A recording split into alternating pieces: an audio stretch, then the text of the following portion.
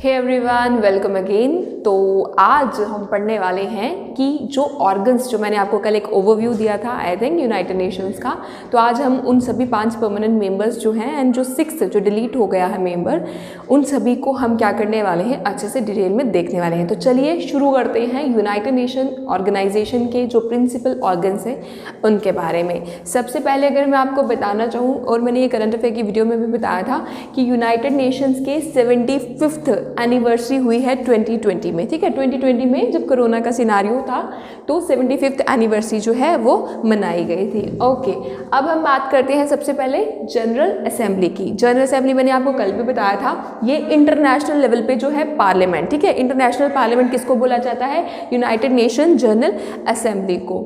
अगर हम बात करें इनके मेंबर्स की, तो यूनाइटेड नेशन जो है उसमें 193 मेंबर्स होते हैं। कितने मेंबर्स हैं? 193 मेंबर्स। जितने भी यूनाइटेड नेशन के बनते हैं सारे ही मेंबर्स हैं यूनाइटेड नेशन जनरल असेंबली में, जो कि है आपका इंटरनेशनल पार्लियामेंट। और इसका काम क्या है? शांति, सिक्योरिटी, बजट, मतलब कितना खर्चा होगा किस प्रोजेक्ट पे, कौन लेगा, ये सब जो है जनरल असेंबली देखती है आपकी। अब जो डेली के इश्यूज होते हैं, जैसे कि किसी जो मेंबर को ऐड करना, सस्पेंड करना, उसको निकाल देना बिल्कुल, ठीक है, उसकी जो टर्म जिसका एक्सपायर हो गया उनको निकालना, तो ये जो डेली वाले रूटीन वाले वर्क होते हैं ये भी जनरल असेंबली करती है। ओके, नेक्स्ट अगर हम बात करें, जो रूटीन मैटर्स होते हैं, डेली जो काम होंगे वो सिंपल मेजोरिटी से की जाते हैं, और जो कुछ इंपॉर्टेंट इश्यूज या मैटर्स होते हैं वो 2/3 मेजोरिटी से की जाते हैं। ओके, जनरल असेंबली में। नेक्स्ट अगर हम बात करें प्रेसिडेंट की, तो जो UNGA का जनरल असेंबली का जो प्रेसिडेंट होता है उसका कितना टर्म होता है, that is for 1 year. And जो इस टाइम पे जो आपके प्रेसिडेंट है यूनाइटेड नेशन जनरल असेंबली के, दैट इज़ वोल्कन बोजाकिर, ठीक है, वोल्कन वोल्काजिर। तो ये कहाँ के हैं? ये टर्की के हैं, टर्किश हैं ये बंदे, वोल्कन बोजाकिर, ठीक है। और आपके लिए बहुत इंपॉर्टेंट एक फैक्ट है कि जो पहला इंडियन कौन था जो प्रेसिडेंट बना था यूनाइटेड नेशन जनरल असेंबली का, वो कौन थे? वो थे विजय लक्ष्मी पंडित, ठीक है। जो विजय लक्ष्मी पंडित हैं वो बने थे पहले जनरल असेंबली जो है यूनाइटेड नेशन की, उसके प्रेसिडेंट, जो पहले इंडियन थे, ठीक है। अब हम बात करते हैं यूनाइटेड नेशन सिक्योरिटी काउंसिल की। वर्ड से ही आपको पता चल रहा है कि ये सिक्योरिटी प्रोवाइड करेगा एट द इंटरनेशनल लेवल। सबसे पहले देखिए इसको क्या बोला जाता है, पुलिसमैन ऑफ द वर्ल्ड। तो पुलिसमैन ऑफ द वर्ल्ड कौन है? That is United nation security council. Okay, इसका क्या काम है? पीस और सिक्योरिटी इस्टेब्लिश करना पूरी दुनिया में। नेक्स्ट अगर हम बात करें, इनके मेंबर्स कितने हैं? 15। तो 15 मेंबर्स हैं यूनाइटेड नेशन सिक्योरिटी काउंसिल के। इन 15 मेंबर्स में से 5 जो है वो आपके परमानेंट मेंबर हैं, और जो 10 जो मेंबर है that are non permanent members. Is it clear? ठीक है, जो 5 परमानेंट मेंबर हैं वो आपके उस टाइम पे जो भी सुपर पावर्स थी जो जीते थे वर्ल्ड वॉर, वो मेजर कंट्रीज हैं, जैसे कि US, यूनाइटेड किंगडम जिसको आप ब्रिटेन भी बोलते हैं, चाइना, फ्रांस एंड रशिया। तो कौन कौन से हैं आपके 5 मेंबर्स जो परमानेंट हैं? That is US, UK, China, France and Russia. ये जो 5 मेंबर्स हैं इनको वीटो पावर दी गई है। अब वीटो का क्या मतलब है? वीटो का मतलब होता है कि अगर कोई भी इशू है, ठीक है, उसमें इनमें से किसी भी कंट्री ने, ठीक है, जो 5 परमानेंट मेंबर हैं, किसी भी कंट्री ने एक बार ना बोल दी तो इसका मतलब नो।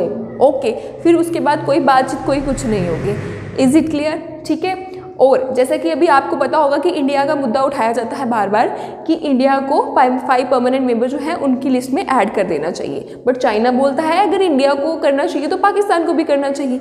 इसी बात पे जो है इंडिया हमेशा से जो है निकल जाता है, रिजेक्ट हो जाता है। ओके, तो 5 परमानेंट मेंबर है उनको क्या दी गई है? वीटो पावर, ठीक है, अथॉरिटी दी गई है। अगर हम करें 10 जो नॉन परमानेंट मेंबर मैं आपको बता रही हूँ, ये जो 10 नॉन परमानेंट मेंबर हैं इनको सबसे पहले क्वेश्चन उठता है कि इनको इलेक्ट कौन करता है? तो इनको इलेक्ट किया जाता है यूनाइटेड नेशन जनरल असेंबली और United nation security council. Is it clear? United nation security council और यूनाइटेड नेशन जनरल असेंबली की जो है मीटिंग होती है, उसमें जो है आपका जो है इसको अपॉइंट किया जाता है जो नॉन परमानेंट मेंबर्स हैं। Is it clear? जो 10 नॉन परमानेंट मेंबर होते हैं उनका जो टर्म होता है दैट इज 2 ईयर।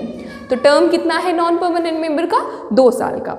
और इनके पास जो है ओनली वोटिंग राइट्स, ये सिर्फ वोट कर सकते हैं, दैट्स इट।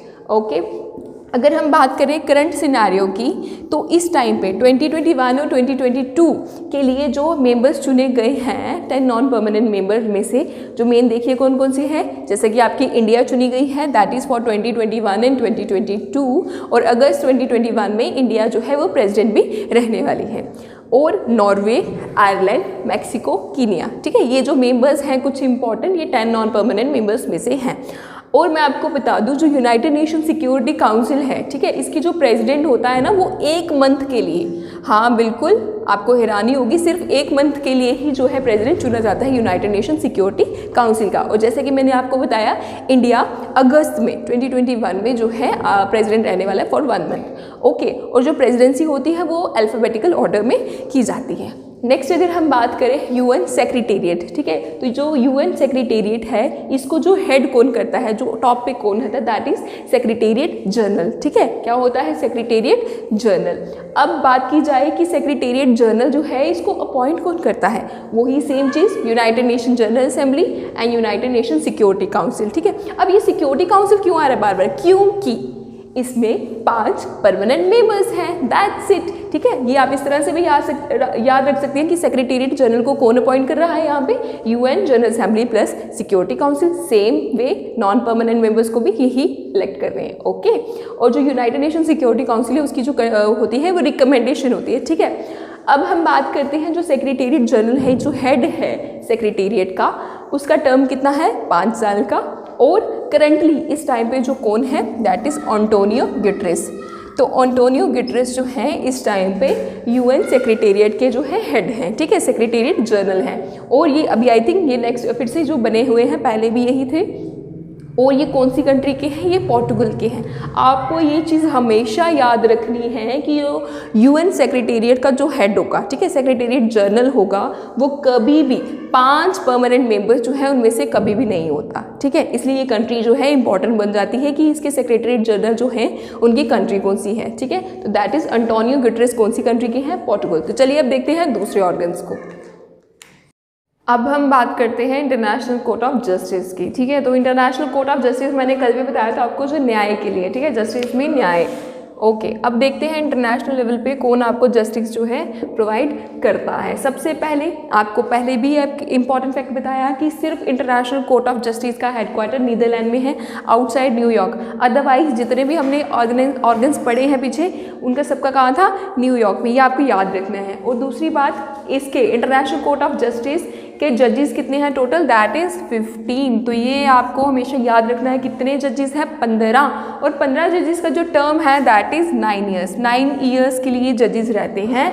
और इनको कौन चूज़ करता है, पिछले बार भी आपको बताया, United nation general assembly plus United nation security council. Okay, next अगर हम बात करें प्रेसिडेंट की, तो इंटरनेशनल कोर्ट ऑफ जस्टिस का प्रेसिडेंट कितने टाइम का होगा, 3 ईयर्स के लिए।